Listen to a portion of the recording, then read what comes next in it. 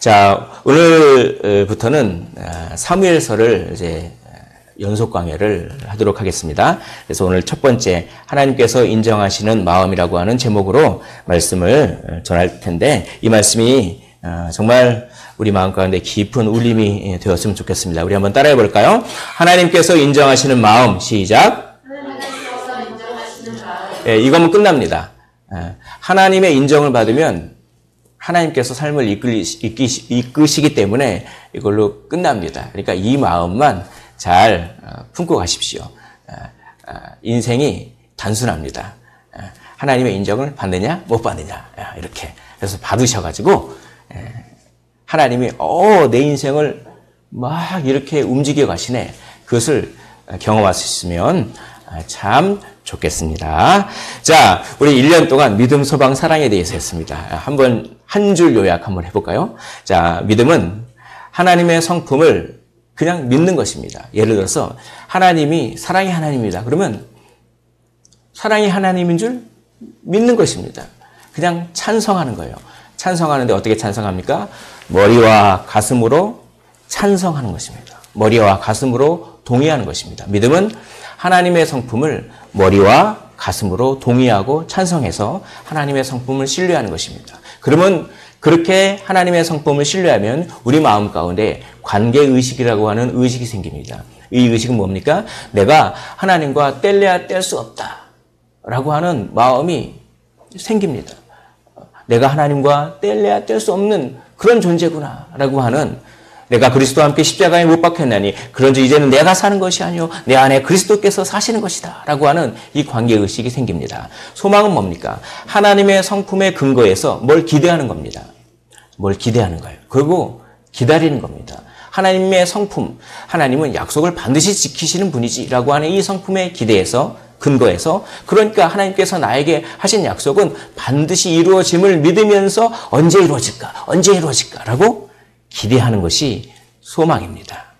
그리고 사랑은 그 하나님의 성품 그 자체가 너무나 아름답게 보여서 하나님의 성품의 아름다움을 느끼고 매력을 느끼는 것이 사랑입니다. 그래서 사랑은 하나님께서 나에게 해주신 어떤 선물을 사랑하는 것이 아니라 하나님 자체를 좋아하는 것, 이것이 사랑입니다. 그러려면 하나님의 성품의 매력을 느낄 줄 알아야 됩니다. 이것은 아무나 생기는 것이 아닙니다. 성령께서 임하신 사람만이 영적인 감각이 깨어나서 하나님의 성품을 아름답게 느낄 줄 아는 영적인 감각이 생겨서 그러면 하나님 그 자체를 좋아하게 됩니다. 이것이 사랑입니다. 믿음은 히브리서 11장을 중심으로 우리가 살펴보았고, 소망은 로마서 8장을 중심으로 살펴보았으며, 사랑은 고린도전서 13장을 통해서 1년 동안 이렇게 살펴보았습니다. 믿음, 소망, 사랑의 삶을 사십시오. 한번 따라해 볼까요? 믿음은, 자, 하나님의 성품을 신뢰. 이걸 따라 봅니다. 시작. 하나님의 성품을 신뢰. 자, 소망. 하나님의 성품에 근거한 기대와 기다림. 자, 읽습니다. 시작. 하나님의 성품에 근거한 기대와 기다림. 사랑. 하나님의 성품의 아름다움을 느낌. 시작. 하나님의 성품의 아름다움을 느낌.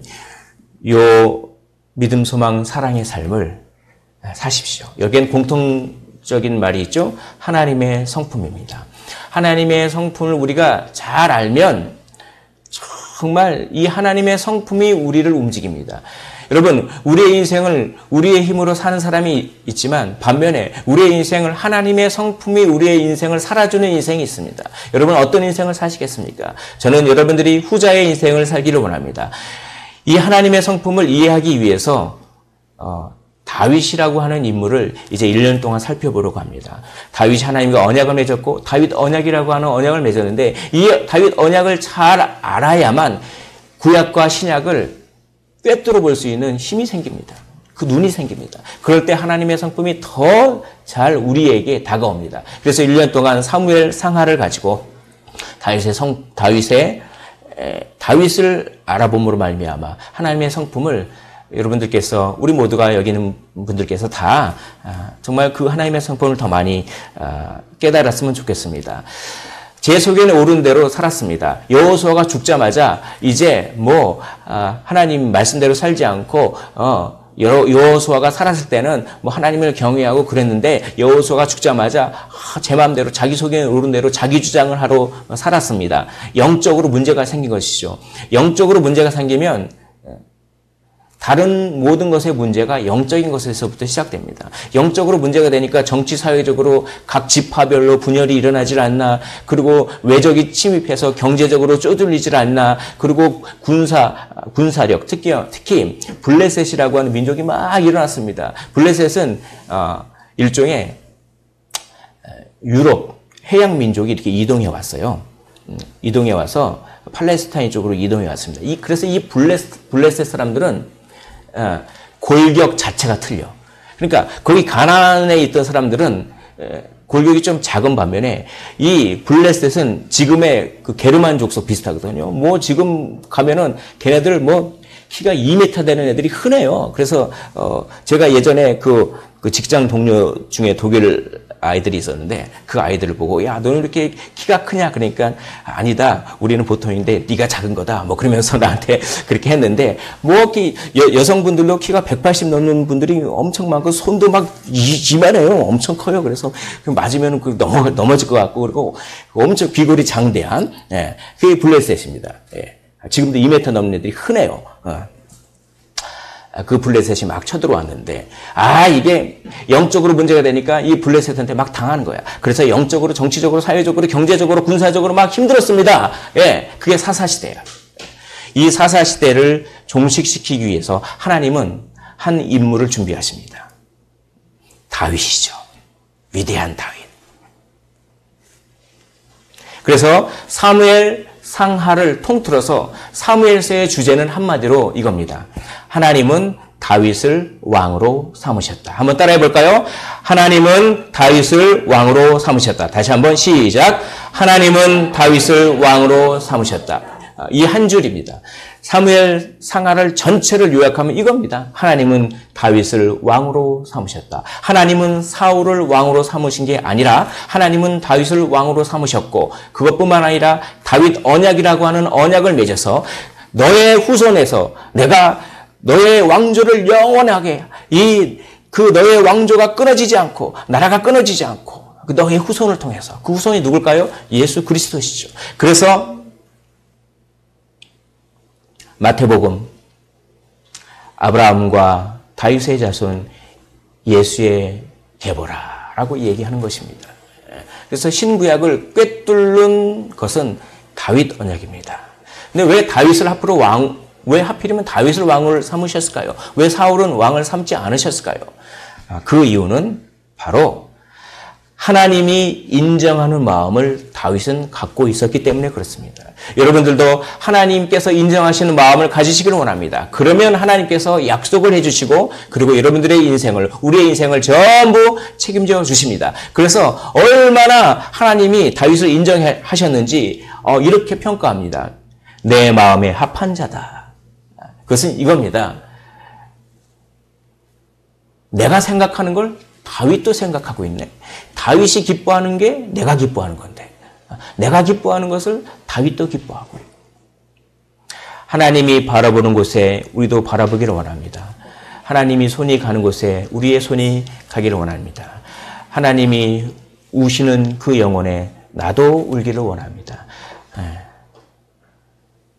아버지, 당신의 마음이 있는 곳에 나의 마음이 있기를 원합니다. 라고 하는 우리 찬송이 있듯이 바로 그것입니다. 다윗이 그렇게 살았습니다.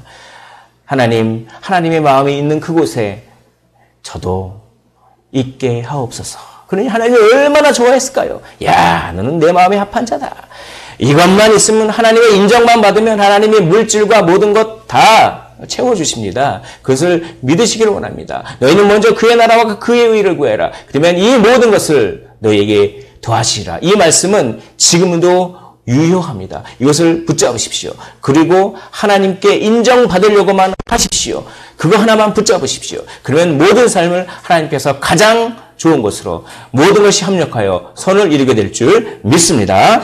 자, 하나님은 왜 다윗을 왕으로 삼으셨고 그리고 다윗은 왜 인정을 받았는가? 이겁니다. 다윗은 자기가 왕으로 뽑혔지만 자기 자신을 왕으로 여기지 않았습니다. 이게 키포인트입니다.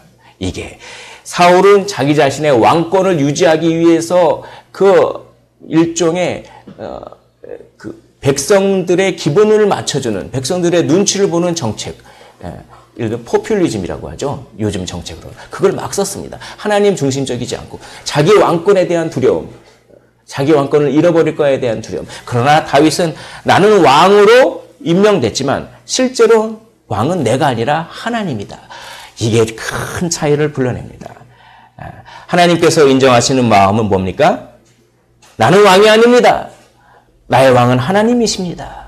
이게 다윗이었습니다. 한번 따라해 볼까요? 하나님을 왕으로 삼는 마음. 시작. 하나님을 왕으로 삼는 마음. 여러분, 하나님을 왕으로 삼으시기를 원합니다. 그럼 왕께서 여러분들의 인생을 통치하시되 우리가 우리 인생을 통치하는 것과는 비교가 안 되게 더 선하게, 더 풍성하게 통치하실 줄 믿습니다. 왕에는 두 왕이 있습니다. 자율적 왕과 하나님을 순종하는 왕이 있습니다. 자율적 왕은 한마디로 자기 마음대로 하는 거예요. 내가 왕이니까. 이건 세상 왕이죠. 그래서 그때 당시에 다른 모든 이방의 왕들은 전부 자율적 왕이었습니다. 그러나 다윗은 자율적 왕이 아니었습니다. 자기가 왕이지만 전부 하나님께 물어본 후에 하나님의 응답을 받고 정책을 실행합니다. 자기 마음대로 하지 않았어요. 그러므로 왕을 뽑을 때도 하나님께 물어보고 뽑습니다. 이것이 성경적인 선거예요. 하나님께 어떻게 물어봅니까? 그것은 선지자를 통해서 하나님께서 누구누구를 기름을 부어라. 이러면 선지자가 딱 가서 기름을 붓고.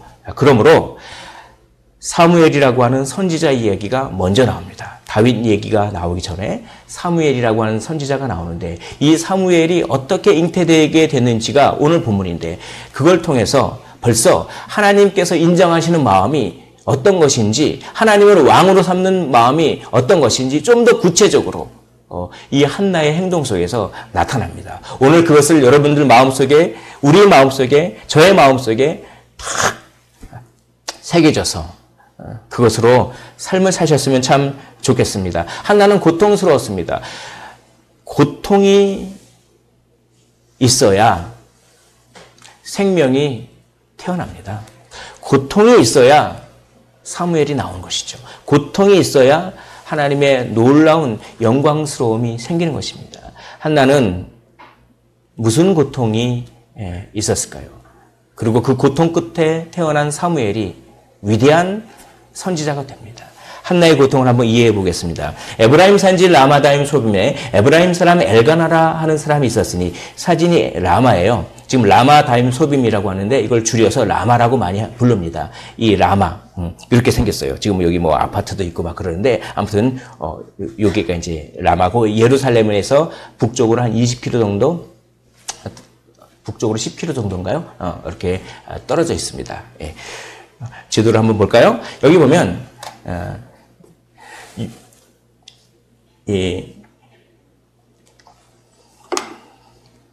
여기 이 오른쪽 이쪽이 남쪽입니다. 그리고 성경의 세계관은 그래요. 이 오른쪽이 남쪽이고 왼쪽이 북쪽, 위쪽이 동쪽, 아래쪽이 서쪽입니다. 이게 성경적인 세계관이에요. 그래서 원래는 이게 이렇게 뒤집어져야 되는데 이렇게 했습니다. 자, 이스라엘은 크게 세 가지 산맥이 있습니다. 우리도 뭐 그 태백 산맥이 있고 뭐 이렇게 있죠.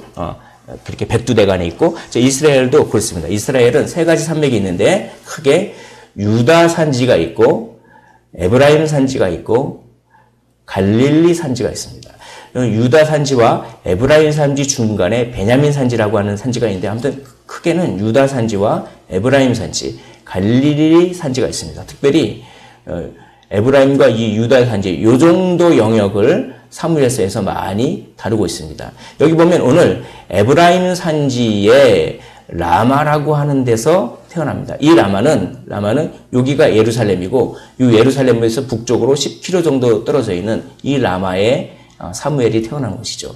그리고 이 북쪽으로 라마에서 한 20km 정도 더 올라가면 실로라고 하는 곳이 있습니다. 이 실로에 하나님의 법궤가 있었습니다. 여기에 성소가 있었어요.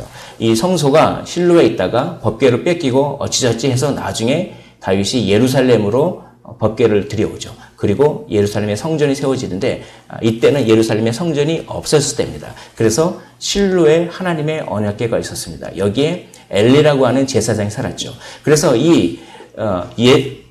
이스라엘 사람은 1년에 큰 절기가 있습니다. 명절, 3대 명절, 유월절, 오순절, 그리고 초막절. 이때는 항상 성지순례를 가져야 됩니다. 와야 됩니다. 근데 이거는 아마 이때는 성소가 실로에 있었으니까 아마 실로에 가지 않았을까 생각합니다. 그래서 이 라마에서 매년마다 이 엘가나와 한나가 이렇게 한 20여 킬로를 이렇게 실로로 이렇게 갑니다. 가서 여기서 매년마다 제사를 드리는 그곳이 이제 오늘 배경이 됩니다. 오늘 보십시오. 그래서 그에게 두 아내가 있었으니 한 사람의 이름은 한나요. 한 사람의 이름은 브닛나라고 합니다. 한나라고 하는 사람의 이름이 먼저 나오는 걸로 봐서 한나가 아마 첫 번째 이제 부인이었는데 아마 임신을 못해서 아기를 못 낳으니까 그때 당시에는 대를 이어야 되니까 둘째 부인을 아마 얻었던 것 같습니다. 그래서 둘째 부인이 아마 분인나라고 이렇게 추정이 됩니다. 그래서 분인나에게는 자식이 있었습니다. 그러나 한나에게는 자식이 없었어요. 뭔가 갈등의 요소가 막 이제 생기는 것이죠. 그런데 이 아내를 두 명씩 건드리려면 재산이 있어야 됩니다.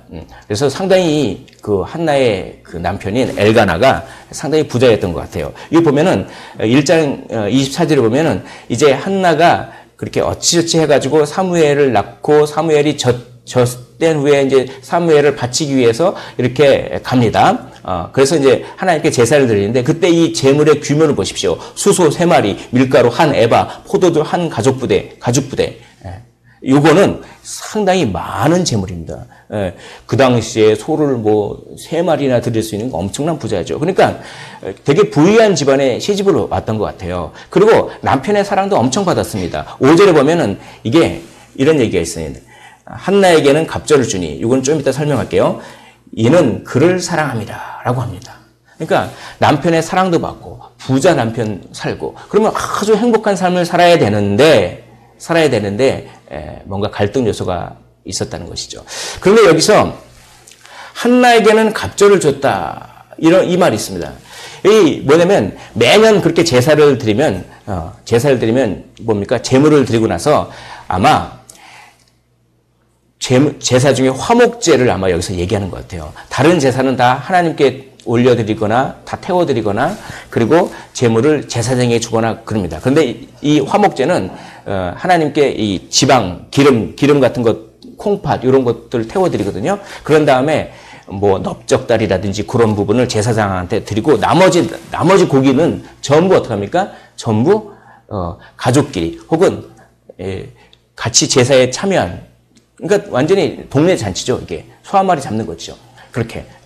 그래서 막 이제 하는데 고기를 나눠주는데 분인나하고 분인나 자식에게 이렇게 고기를 나눠주지만 한나에게는 갑절을 줬다라고 하니까 일종의 편애입니다. 편애. 그러니까 분인나가 그걸 보고 아니 나는 자식도 낳아줬는데 나한테는 그리고 우리 자식들은 무시하는 거야. 왜 저 여자만 그렇게 많이 줘. 자식도 못 낳는데 그러면서 분인나는 분인나대로 막 이렇게 화가 났고 이 편애가 이런 겁니다. 성경에서는 편애 때문에 문제가 많이 나요. 그래서 야곱도 요셉만 좋아했죠. 요셉만 색동옷을 입히고. 그러니까 형들이 막 그냥 그 편애 때문에 그렇잖아요. 그래서 막 요셉을 이렇게 팔아버리고. 그런데 하나님도 편애를 하십니다. 근데 하나님의 편애는 사람의 편애랑 틀립니다. 왜냐하면 사람은 사랑을 줄 능력이 한계가 있기 때문에 누구를 더 사랑하면 덜 사랑할 수밖에 없어요. 그러나 하나님은 사랑이 무한하신 분이기 때문에 모든 사람에게 각자 다 편애하십니다. 하나님께 우리는 가장 사랑받는 존재예요. 각자. 그럼에도 불구하고 하나님은 사랑이 무한하시기 때문에 사랑이 떨어지지 않습니다. 하나님의 편애는 부작용이 없죠. 그러나 이 사람의 편애는 부작용이 이렇게 있습니다. 그러니까 한두 번도 아니고 그러니까 이제 분인나는 분인나대로 그렇게 화가 나는 겁니다. 자, 이렇게 부잣집에 그렇게 남편의 사랑을 받았지만 5절과 6절에는 치명적인 문제를 얘기합니다. 그러나 여호와께서 그에게 임신하지 못하게 하셨다. 6절에서 여호와께서 그에게 임신하지 못하게 하셨다. 이 임신하지 못하게 하셨다는 그 말씀을 2번이나 반복합니다. 이거는 엄청나게 뭡니까? 강조하는 거예요. 강조한 겁니다. 그 당시에 임신하지 못했다는 것은 오늘날 불임하고는 차원이 다릅니다. 그 당시에 임신하지 못했다고 하는 것은 뭘 뜻하냐면 뭔가 신으로부터 저주받았다 이런 식으로 여겨졌습니다. 그러니까 하나님과의 관계가 단절됐고 그리고 조금 더 강력하게 얘기하자면 저 여자가 속으로 무슨 죄를 졌길래 하나님께서 이렇게 버리셨지? 뭐 이런 얘기를 들을 정도로. 그러니까 이거는 단순히 불임의 문제가 아닙니다. 자기 존재의 가치가 무너지는 그런 것을 뜻한 거예요. 그러니까 한나의 임신하지 못한 것은 오늘날 우리에게 어떻게 적용해야 되냐면 단지 불임에 대해서만 적용하는 것이 아니라 그 문제가 아니라 우리가 어떤 무가치함을 느끼는 그런 문제입니다. 우리가 아주 무가치함을 느끼는 그런 고통이 바로 한나의 고통의 핵심입니다. 바로 이겁니다. 하나님과의 관계가 단절된 것처럼 여겨지고 그로 인해 느끼는 자신의 무가치함. 이것이 한나가 느꼈던 그런 문제입니다.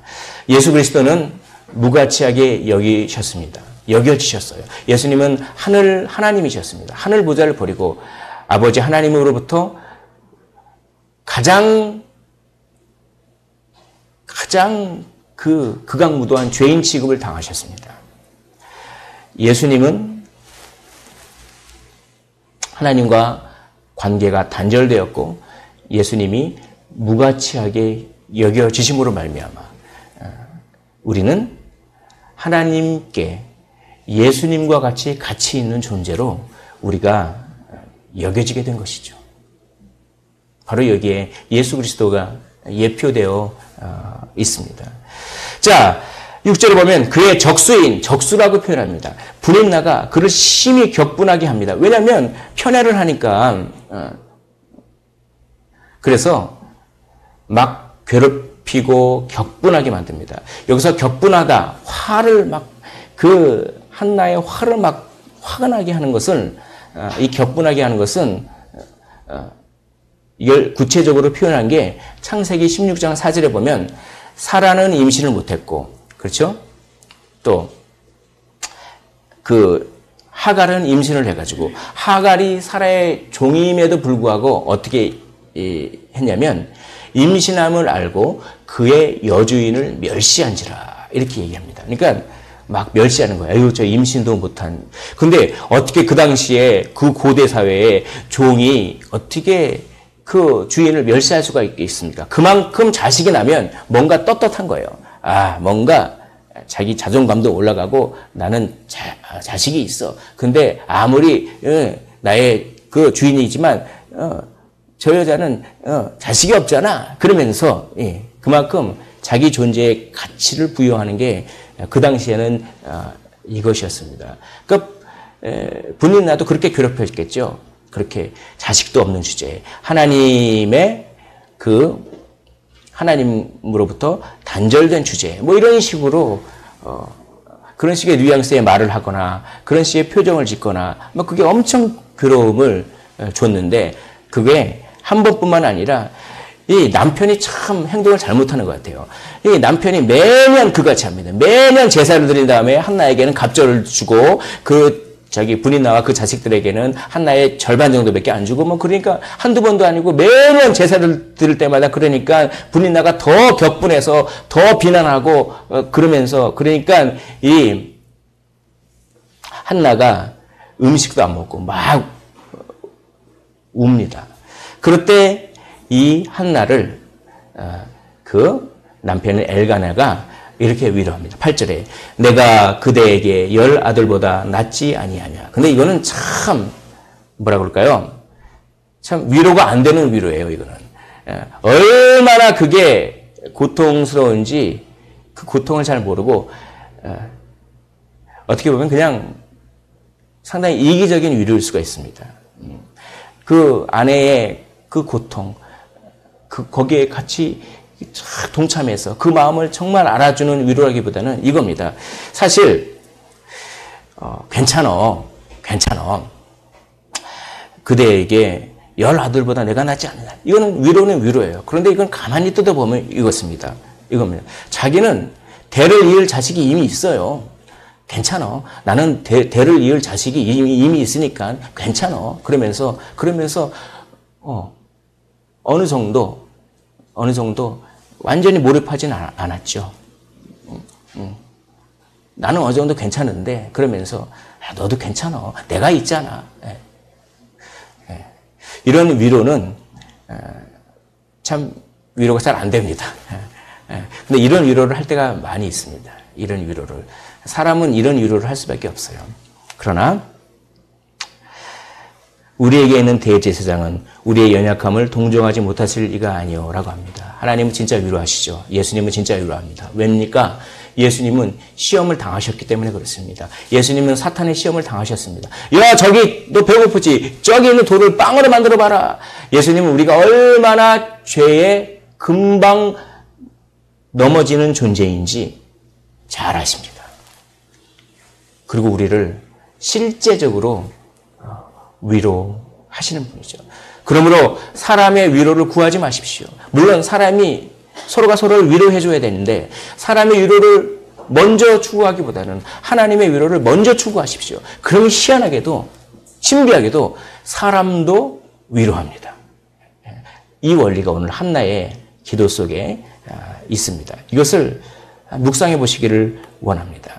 이 한나의 고통성에 담기는 의미는 정리해보면 이겁니다. 하나님과의 관계의 단절, 그리고 자신의 무가치함. 이것은 예수 믿는 사람과 예수 믿지 않는 사람 모두에게 해당합니다. 예수 믿는 사람은 뭔가 자기 자신이 무가치하다는 것을 하나님과의 관계 단절과 그렇게 연결시킵니다. 그러나 예수 안 믿는 사람은 하나님과의 관계 이건 잘 모르겠고 내가 무시당했어. 이거에 얼마나 집중하는지 모르겠습니다. 요즘 현대인들이 무시당하는 것을 얼마나 끔찍하게도 싫어합니다. 나를 무시했어. 내가 무가치해. 그런데 이것은 영적인 문제입니다. 이것은 하나님과의 관계가 단절됐기 때문에 생기는 문제인데 그거를 예수 안 믿는 사람은 잘 몰라요. 모르고 그냥 일단 자기 자신을 무가치하는 것에만 집중합니다. 그러나 예수 믿는 사람도 이런 고통이 있을 수가 있어요. 마치 하나님이 침묵하시는 것 같다. 바로 이겁니다. 예수 안 믿는 사람은 자신의 가치를 증명하려고 합니다. 그런데 자신의 가치를 증명하는 그 방법이 너무 허무해요. 허무하다는 것은 아무리 노력해봤자 열매를 맺지 못한다라고 하는 것입니다. 어떻게 자신의 가치를 증명하려고 노력할까요? 주로 3가지 방법입니다. 남을 비난합니다. 남을 비난함으로써 자기의 가치를 높이려고 합니다. 혹은 자기 자신을 비난할 수도 있습니다. 2번째, 과시합니다. 자기의 돈을 과시하고, 자기의 외모를 과시하고, 자기의 뭡니까? 어떤 재능을 과시하고, 이렇게 과시합니다.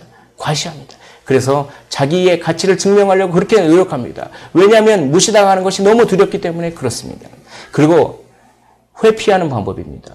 어디에 막 빠져 있습니다. 어디에 중독에 막 빠져 있습니다. 이러한 허무한 방법으로 자신의 가치를 증명하려고 합니다. 그런데 예수님을 믿는 사람도 자기의 가치가 이렇게 뭔가 무가치한 것 같다고 하는 그런 생각이 들 때가 있어요. 깊은 영적인 침체에 빠질 때 그렇습니다. 하나님을 추구하는 사람도 왜 하나님은 침묵하시지? 왜 내 삶에 변화가 없지? 왜 열매가 생기지 않지? 하나님이 내 삶을 도와주시나? 이런 식의 형태로 나는 하나님에 있어서 도대체 어떤 존재지? 나는 하나님께 정말 가치 있는 존재가 맞나? 이런 식의 형태로 이런 문제가 다가옵니다. 이게 바로 한나의 고통이죠. 그러나 한나의 고통은 사실 개인적인 의미가 있는 것이 아니라 오히려 민족적인 의미가 있습니다. 이것은 아주 고도의 글쓰기입니다. 이것은 뭡니까? 마치 자녀가 없으면 대를 잇지 못해서 미래가 없는 것 같이 이스라엘 백성이 하나님과 단절되어서 내일이 없는 그런 상황이다라고 하는 것을 한나의 개인의 어떠한 그 모습을 통해서 이스라엘 민족을 여기 투영하고 있습니다. 하나님과의 관계의 단절로 내일이 없는 이스라엘의 모습을 한나라고 하는 한 여인의 모습 속에서 여기 이렇게 반영하고 있습니다. 이것이 바로 한나의 문제, 한나의 고통입니다. 어떻게 해결합니까? 그 해결책이 9절부터 18절에 있습니다. 그 해결책은 허무한 해결책이 있는데 남을 비난하거나 회피하거나 뭐 그런 해결책, 자기 과시하거나 이런 것은 허무한 해결책인데 성경적인 해결책이 나와 있습니다. 그러나 여호와께서 그에게 임신하지 못하게 하셨고 여호와께서 그에게 임신하지 못하게 하셨고 그에게 임신하지 못하게 하신 분이 여호와이기 때문에 이제는 그 여호와께 물어보는 것입니다. 그 여호와께 기도하는 것입니다. 이것이 성경적인 해결책입니다. 여기 보면 9절부터 쭉 보십시오. 9절에 보면 한나가 일어나니라고 표현이 있습니다. 이것은 슬픔의 자리에서 떠나는 것이죠. 그런 슬픔의 환경을 최대한 거기에서 떠나야 돼요. 슬픔의 생각을 계속 갖고 있으면 안 되고 일단 일어나야 됩니다. 일단 떠나야 됩니다. 그 자리에서 떠나서 어디로 갑니까? 또 다른 슬픔의 자리로, 또 다른 허무함의 자리로 가는 것이 아니라 그 슬픔의 자리에 떠나서 새로운 자리로 갑니다. 기도의 자리로 가는 것이죠. 그래서 기도하고 통곡하며, 여기 10절에 통곡하며라고 하는 말은 흐느낀다 이렇게 번역할 수 있습니다. 으으 하면서 막 이렇게 우는 거예요. 그리고 서원합니다. 간절하게. 그리고 오래 기도합니다. 일어나서 기도하고 통곡하고 서원하고 오래 기도하는 것. 이것이 바로 해결책이었습니다. 일어나니 이 말은 뭡니까? 떠나라 라고 하는 것입니다. 새로운 공간을 향해서 떠나십시오. 새로운 물리적 공간을 향해서 떠나십시오. 그 공간에 있으면, 슬픈 공간이 있으면 그 공간을 떠나는 것도 한 방법입니다. 그러므로 우리 주님께서 환경에 대해서 기도하셨습니다. 그것이 무엇입니까? 그것이 바로 우리를 시험에 들게 하지 마옵시며, 이거는 우리가 죄 지을 환경을 좀 피하게 해달라는 기도입니다. 그리고 그 죄 짓는 환경에 처했을 때 다만 악에서 구하옵소서, 거기에 빠지지 말라고 그렇게 기도하라고 했습니다. 그러나 물리적 공간뿐만 아닙니다. 영적인 공간을 찾아서 떠나십시오. 슬픈 생각을 계속하면 거기에 빠져나올 수 없습니다. 일단 떠나십시오. 새로운 공간을 향해서 떠나십시오. 새로운 영적인 공간을 향해서 이 성전에 오십시오. 오셔서 어떻게 합니까? 기도하고 통곡하는 것입니다. 자기의 감정을 쏟아냅니다. 여기에는 용기가 필요합니다. 기도하러 딱 앉았는데도 너무나 힘들면 기도가 안 나옵니다. 자기의 마음을 하나님께조차도 잘 꺼내놓고 싶지 않을 때가 있습니다. 그러나 이때 용기를 내십시오. 그리고 자기의 마음의 심연의 깊은 곳에 있는 것을 다 마음을 쏟아내는 것입니다. 그리고 간절하되 하나님 중심적으로 간절하는 것입니다. 여기서 서원하였다라고 하는 말은 그겁니다. 내가 문제가 해결되기를 위해서 기도하는 것이 아니라 하나님과의 관계를 회복하기를 원합니다. 이게 바로 이 서원한다고 하는 것의 뜻이에요. 그러니까 뭡니까? 떠나십시오. 새로운 공간을 찾아서 떠나십시오. 새로운 영적 공간을 향해서 떠나십시오. 거기에서 마음을 쏟아내십시오. 그리고 간절하게 쏟아내십시오. 쏟아내되 단지 표면적인 문제 해결만을 위해서 구하는 것이 아니라 하나님과의 관계 회복을 위하여 구하십시오. 그러면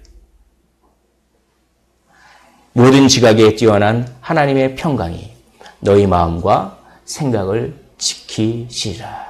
그러면 흔들리지 않게 되는 것입니다. 한나가 얼굴에 근심의 빛이 하나도 없었다라고 하듯이 한나는 이런 기도를 통해서 문제를 해결했습니다. 여러분, 간절히 여기는 대상이 중요합니다. 사람들은 간절하게 하는 것이 문제를 해결할 수 있다고 하는 것을 잘 압니다. 간절하고 절실한 것이 문제를 해결할 수가 있다고 하는 것을 압니다. 그러나 도대체 무엇에 간절해야 합니까? 자기 자신의 어떠한 방법에 간절하면 그것은 허무할 뿐입니다. 그러나 간절히 여기는 대상을 바꾸십시오. 하나님께 간절한 사람이 승리합니다. 왜냐하면 하나님의 인정을 받기 때문에 그렇습니다. 하나님의 인정을 받으면 하나님께서 그 인생을 다 책임져 줍니다. 간절하기 때문에 어떤 사람은 더욱 비난합니다. 더욱 과시합니다. 더욱 회피하는 인생이 있습니다. 그러나 동일하게 간절하기 때문에 어떤 사람은 더욱 기도하고 더욱 서원하는 인생이 있습니다. 후자의 인생을 사시길 원합니다. 하나님에 의해서 좌우되는 인생을 사시길 원합니다.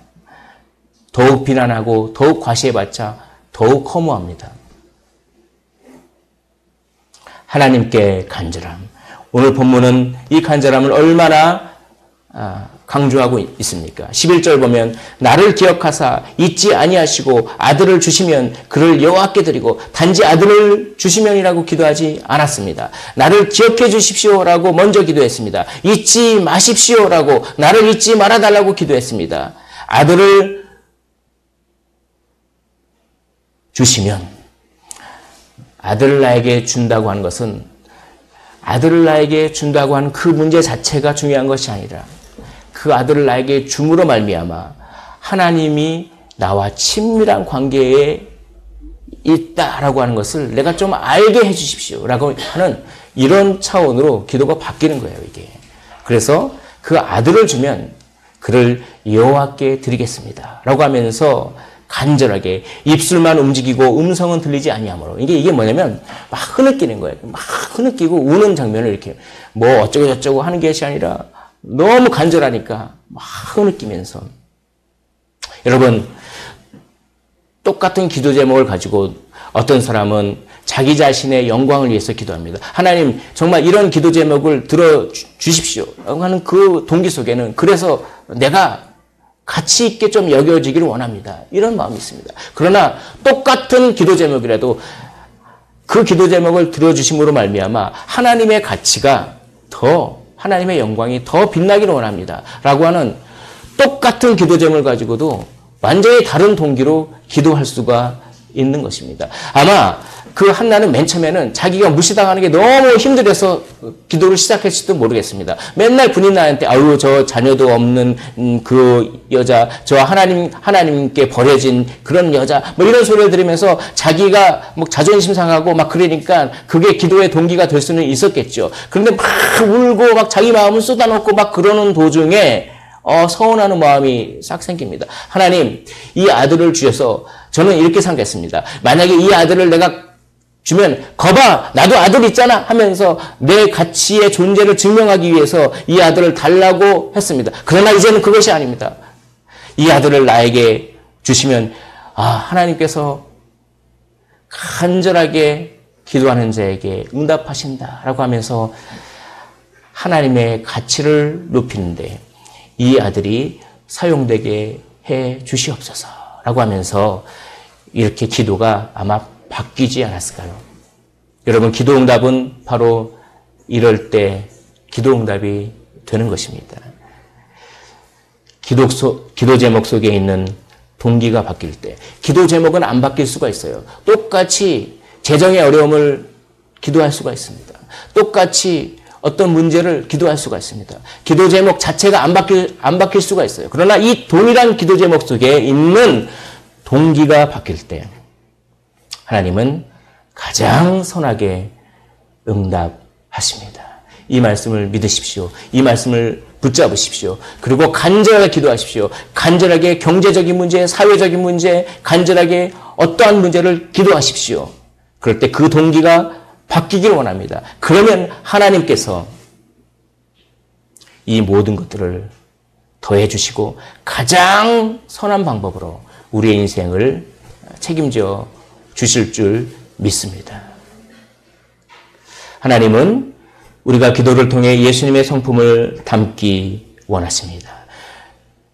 하나님의 하나님 우리를 왜 기도시키냐면 우리가 예수님의 성품을 닮게 하기 위해서 기도시키는 거예요.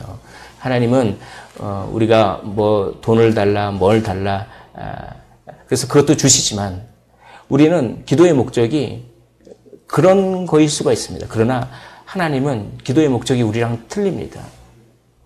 어찌하든 하나님은 우리가 기도를 통해서 더 오래 참고 더 예수님의 성품을 닮게 하는 훈련이 바로 기도인 것이죠. 기도의 목적은 예수님의 성품이요. 기도의 간절함은 예수님의 성품을 담기 위해 하나님이 사용하시는 훈련입니다. 하나님이 허락하시길 원하노라 라고 이 엘리 제사장이 딱 얘기했습니다. 술 취한 것 같다. 이 영적으로 굉장히 무감각한 엘리 제사장이 아닙니다. 저는 술 취한 것이 아닙니다. 저는 정말 간절하게 이렇게 했기 때문에 기도했습니다. 그 말 듣고 약간 자기가 미안했는지 그러면 하나님께서 너의 기도 제목을 들어주시기를 허락하시기를 원하노라. 근데 그 말씀 그냥 아멘으로 받는 거예요. 당신께 은혜 있기를 원하나이다. 그러니까 아무리 제사장이 형편없어도 그 말씀을 하나님의 말씀을 그냥 아멘으로 받으면서 자기가 믿음으로 그걸 딱 받으니까 그게 이루어지는 겁니다. 이 힘은 어디서 나왔습니까?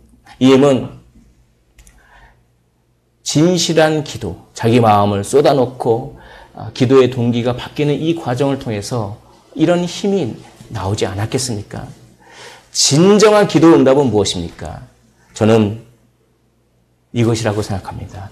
우리 18절의 말씀을 다시 한번 한 목소리로 읽어보겠습니다. 여기 화면에 있는 대로요. 시작.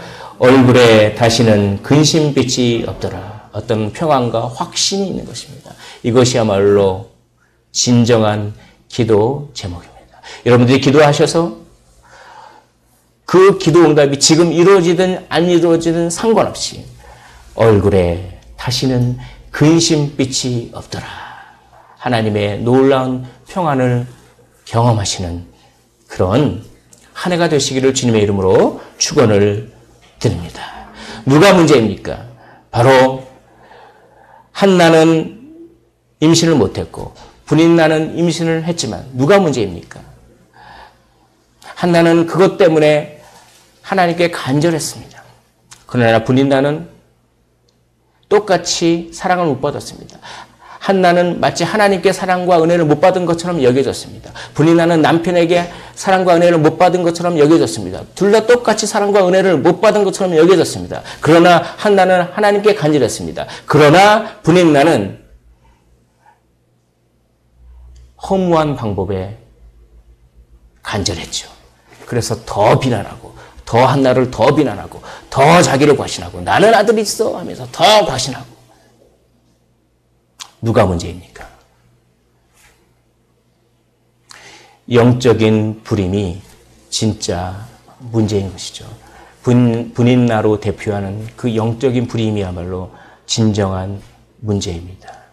그들은 허무한 방법을 통해서 삶을 해결하기 때문에 이쪽 허무함을 메꾸기 위해서 저쪽 허무함을 갖다가 붙입니다. 바로 공허함을 또 다른 공허함으로 메우는 그것이 영적인 불임입니다.